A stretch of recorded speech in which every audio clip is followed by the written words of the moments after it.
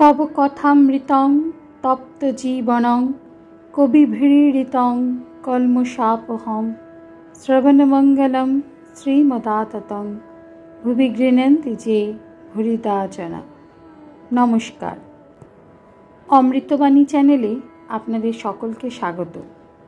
श्री श्री ठाकुर मा और स्वामीजीर रातुल चरणे शतकोटी प्रणाम जानिए शुरू करछि आमादेर आजकेर पाठ। 1885 जुलाई ऐश्वर्যের अहंकार ও মত্ততা। ঠাকুর বলছেন, জ্ঞানের দুটি লক্ষণ।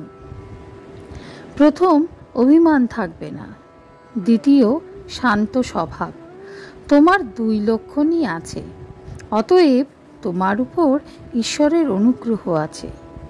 বেশি ঐশ্বর্য হলে ঈশ্বরকে ভুলে যায়।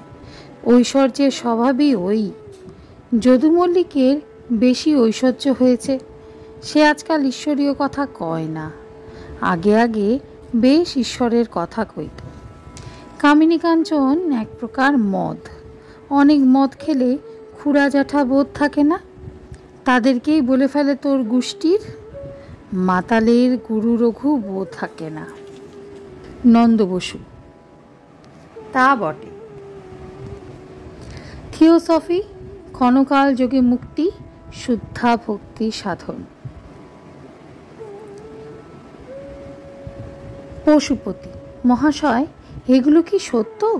স্পিরিচুয়ালিজম, থিওসফি, সূর্যলোক, চন্দ্রলোক, নক্ষত্রলোক? শ্রীরামকৃষ্ণ, জানি না বাপু, অত হিসেব কেন? আম খাও, কত আম গাছ, কত লক্ষ ডাল, কত কোটি পাতা, এই হিসেব করা আমার দরকার কি? আমি বাগানে আম খেতে এসেছি, খেয়ে যাই। চৈতন্য যদি একবার হয়, যদি একবার ঈশ্বরকে কেউ জানতে পারে, তাহলে ওসব হাবজা গোবজা বিষয় জানতে ইচ্ছাও হয় না। বেকার থাকলে কত কি বলে, আমি 5 সের চালের ভাত খাবো রে, আমি 1 জালা জল খাবো রে। বৈদ্য বলে, খাবি? আচ্ছা খাবি। এই বলে বৈদ্য তামাক খায়। বিকার সেরে যা বলবে তাই শুনতে হয়।